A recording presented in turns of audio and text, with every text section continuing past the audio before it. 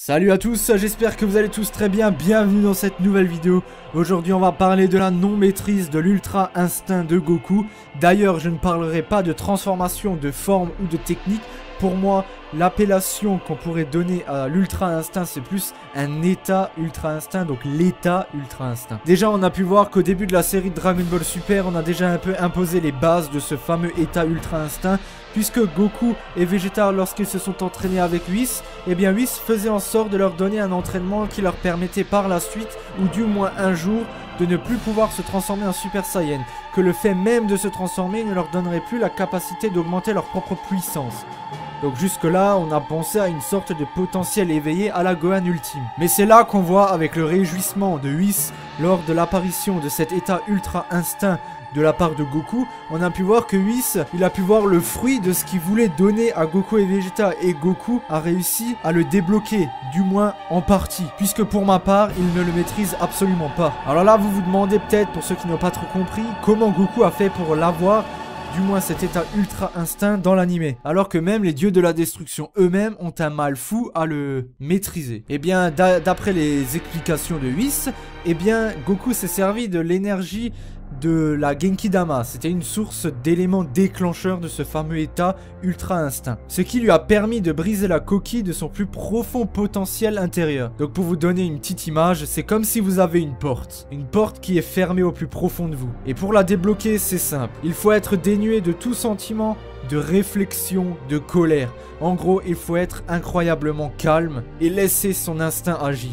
Et une fois que la porte s'ouvre, la personne qui a réussi à ouvrir la porte aura le droit de se servir de l'Ultra Instinct. Donc du moins, c'est comme ça que je le vois. Malheureusement, l'image que je me donne avec cette porte, c'est que Goku, avec cette porte, c'est qu'elle est juste entrouverte. Elle n'est pas complètement ouverte, elle est juste entrouverte. Parce que même Whis, lors de ce fameux état Ultra Instinct de Goku, Whis se pose quand même des questions. Il ne sait pas d'où vient cette fameuse chaleur qui émane du corps de Goku. Alors il n'y a aucun doute, il a l'Ultra Instinct, mais le problème c'est qu'il ne le maîtrise pas.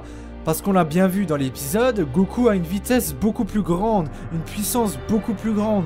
Il arrive même à être beaucoup plus rapide et puissant que Dispo et Toppo. Alors que Dispo arrivait quand même à contrer le Tokito Baishi de Hit, et Toppo lui résistait dans sa forme Super Saiyan Blue. Et après, quand il s'est battu contre Jiren, il a tenu tête à Jiren alors que le Blue Kaioken x20 ne servait absolument à rien. En plus de la Genki Dama. D'ailleurs, cette forme lui a donné tellement de puissance que je pense que même Beerus a compris que Goku, sous cet état Ultra Instinct, il est devenu supérieur à lui qui est le dieu de la destruction. Maintenant, pour parler brièvement de la non-maîtrise de l'état Ultra Instinct, on a pu voir que dès que cette fameuse aura argentée qui émanait du corps de Goku s'est évaporée, l'état Ultra Instinct était de nouveau désactivé, entre parenthèses. Donc jusque là, on a pu voir que Goku a eu besoin de l'élément déclencheur qui était la Genki Dama, puisqu'il puisait son énergie dans la Genki Dama pour pouvoir accéder à cet état. Malheureusement, il n'a plus la Genki Dama pour pouvoir l'obtenir. Donc pour ma part, je pense qu'on ne va plus revoir cet état Ultra Instinct pendant un très long moment, puisque même dans l'épisode d'aujourd'hui, lorsque Jiren est allé faire sa méditation,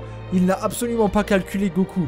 Il savait très bien que toutes les personnes qui pouvaient plus ou moins lui tenir tête étaient en quelque sorte hors jeu. Hit a été éliminé et Goku, il sait très bien qu'il ne maîtrise pas l'Ultra Instinct sans un petit coup de pouce.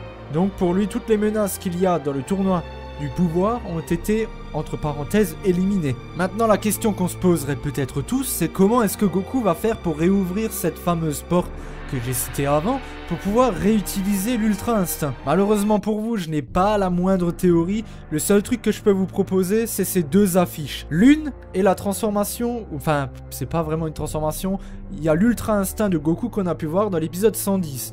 Une espèce de chaleur bleutée qui émane de son corps, et de l'autre affiche qui était sortie en avril dernier, avec une aura rougeâtre. Alors pourquoi nous avoir teasé la nouvelle forme, entre parenthèses, de Goku avec une aura rougeâtre, pour la suite, quelques mois après, et même dans l'épisode, nous sortir l'Ultra Instinct avec une forme d'aura bleutée? Est-ce que ces deux états d'Ultra Instinct seraient différents? Est-ce que Goku lors de sa prochaine apparition avec l'Ultra Instinct, est-ce qu'il n'aurait pas cette fameuse aura rougeâtre qui symboliserait qu'il est maîtrisé cet état? Parce que c'est quand même une question que je me suis posée quand j'ai vu l'épisode. À la base, il était censé être rougeâtre et là, c'est une aura bleutée. Donc si vous avez des suppositions, je vous laisse l'écrire dans les commentaires. Et je tiens à souligner une dernière petite chose lors de la maîtrise de l'Ultra Instinct. Nous savons tous que l'Ultra Instinct, c'est quelque chose qui est au plus profond de chaque mortel, de chaque dieu, de chaque être vivant. Mais il y a un truc qu'il y a à souligner dans l'épisode 110 lorsque Goku fait une attaque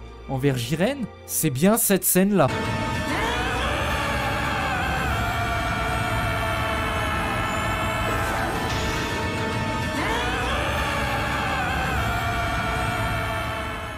Donc pour ceux qui n'auraient pas entendu, à moins que je sois sourd, j'ai entendu l'Ozaru en arrière-plan.